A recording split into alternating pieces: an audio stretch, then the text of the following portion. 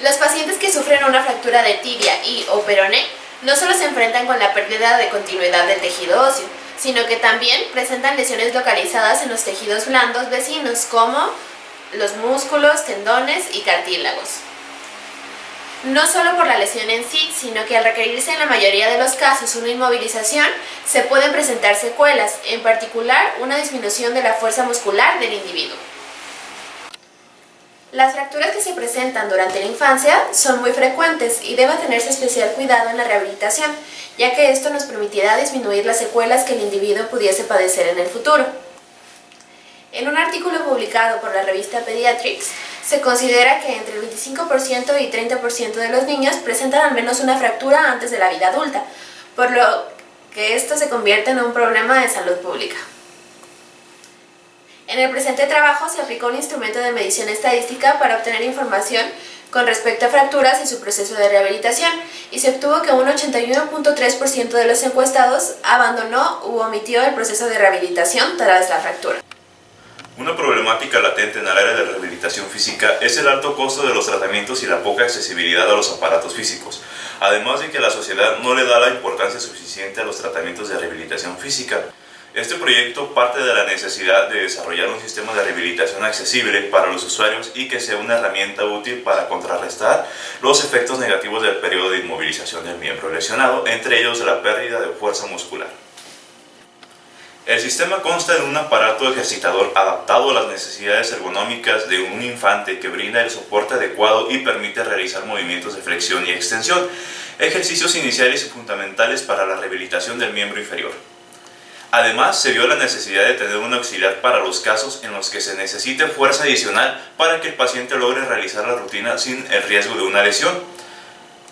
El dispositivo auxiliar está constituido por una rodillera adaptada con un servomotor que es controlado por un microcontrolador Arduino que recibe señales a través de Bluetooth que proviene de una app móvil diseñada para hacer una rutina predeterminada o personalizarla dependiendo de las necesidades. Se puede ver el siguiente menú al abrir la aplicación.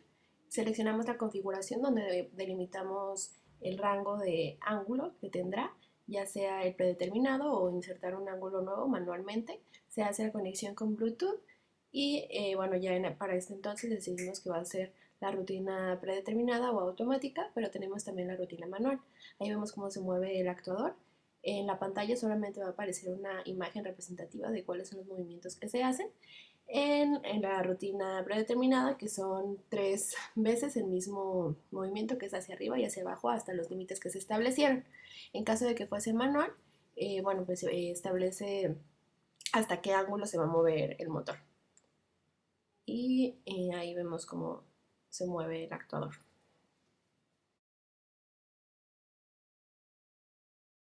Adicionalmente, para proporcionar al especialista información sobre la actividad muscular, se diseñó un circuito de adquisición de EMG, cuya estructura consta de una etapa de preamplificación de la señal mediante el uso de un amplificador instrumental AD620, configurado con una ganancia de 11. En la siguiente etapa se lleva a cabo el filtrado de esta señal. Para dicha etapa se implementó un filtro pasaaltas de primer orden de 0.5 Hz, uno pasabajas de segundo orden de 150 Hz y un filtro notch de segundo orden de 60 Hz. Posteriormente se aplica una amplificación final de la señal filtrada con ganancia de 11, generando así una ganancia total del circuito de 121. Además se hizo un montaje de la señal en directa de 2.5 voltios para poder adecuarla al ADC. Se tomaron muestras de los músculos recto femoris y gastrocnemio lateral izquierdos de un infante de 6 años, antes y después de una rutina de rehabilitación basada en ejercicios de flexión y de extensión, con el fin de fortalecer dichos músculos.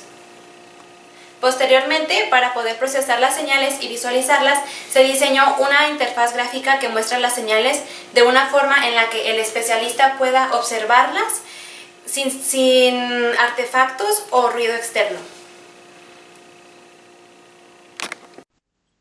Para el procesamiento de las señales de EMG, primeramente se aplicó un filtrado digital Borderwood de 20 a 50 Hz. Mediante la función filtrado EMG que creamos, recibimos la señal que va a ser filtrada, se le resta su media para ponerla sobre la línea base y aplicamos el filtro de 20 a 50 Hz. Las frecuencias de corte fueron escogidas con base en la frecuencia de muestreo, ya que esta es de 100 Hz y lo máximo que se podía filtrar era AFS sobre 2, 50 Hz. Y la primera frecuencia de corte A20 se eligió con base en la literatura, ya que en registros de EMG en los que se realiza movimiento, los primeros 20 Hz, esa primera banda de frecuencias del 0 al 20 representan artefactos por movimiento. Es por eso que decidimos acortar la banda de frecuencias de 20 a 50.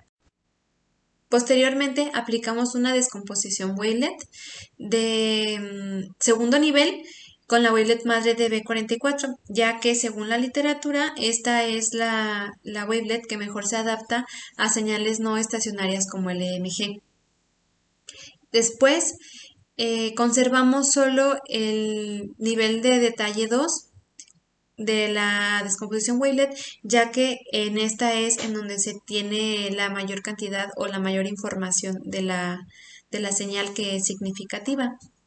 Ahora, si vamos a la interfaz, se tiene aquí una serie de instrucciones para poder introducir al usuario y que básicamente consiste en decir que si se quiere grabar uno nuevo, entonces se tiene que tener conectado el microcontrolador y el circuito de adquisición de EMG.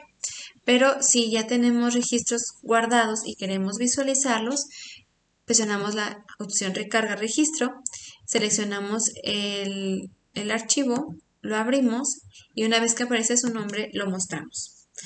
Podemos limpiar el axis y cargar otro y mostrarlo. Para el análisis de fuerza, seleccionamos esta opción y se nos muestra entre el rectus femoris y el gastrocnemius. Este es el rectus femoris izquierdo y el gastrocnemius lateral izquierdo, que son los músculos que nosotros decidimos analizar. Si seleccionamos, por ejemplo, el del gastrocnemius, podemos observar una figura en la cual se nos muestran las señales de este músculo tomadas antes de realizar 3 rutinas diferentes, el prerutina 1, prerutina 2 y prerutina 3, y estos mismos registros, pero después de realizar estas rutinas, posrutina 1, posrutina 2 y posrutina 3. En la parte derecha tenemos el análisis de frecuencia media, el cual nosotros empleamos para evaluar la fuerza muscular en contracciones dinámicas. Con base en la literatura, este análisis de frecuencia media es una versión o una modificación del análisis tradicional y consiste en tener una señal y tomar diversos fragmentos, pero los fragmentos el fragmento posterior debe contener información del fragmento anterior y se tiene una longitud de los fragmentos y una diferencia entre los instantes de la señal tomados entre fragmento y fragmento, que es la distancia I. Así tomamos 5 fragmentos diferentes de cada una de estas señales, aplicamos la transformada de Fourier con el espectro normalizado y obtuvimos las frecuencias medias.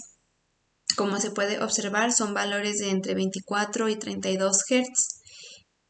Esta es una herramienta que puede ser cuantitativa y observable para los profesionistas de la rehabilitación, en la cual puedan comparar el nivel de fuerza presentado en los pacientes antes y después de realizar sus rutinas.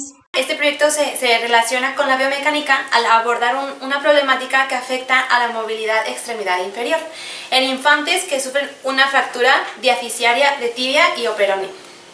El diseño del prototipo y la funcionalidad del mismo contemplan el comportamiento mecánico característico del miembro inferior, así como la amplitud angular de dicha extremidad y el papel que la musculatura desempeña para llevar a cabo el movimiento.